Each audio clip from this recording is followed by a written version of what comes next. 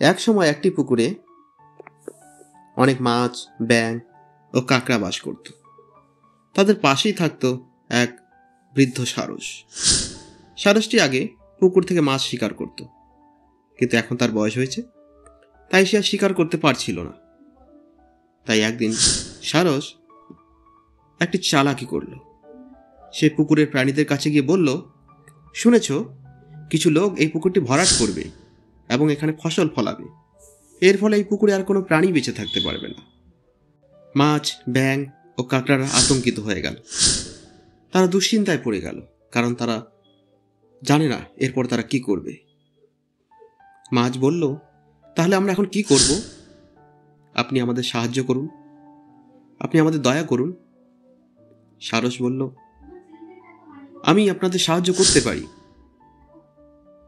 আমি আপনাদের একটি নিরাপদ বড় পুকুরে নিয়ে যাব, কিন্তু আমি তো এখন বুড়ো হয়ে গেছি, তাই একবারে একজনের বেশি নিয়ে যেতে পারবো না। সারস এরপর এক এক করে মাছেদের নিয়ে যেতে লাগলো, কিন্তু সে তাদের নতুন পুকুরে না নিয়ে গিয়ে পাহাড়ের উপরে নিয়ে গিয়ে এক এক করে খেয়ে ফেলছিল। পুকুরের একটি কাঁকড়াও যেতে চাইল, কিন্তু তার মনে একটু সন্দেহ হচ্ছিল।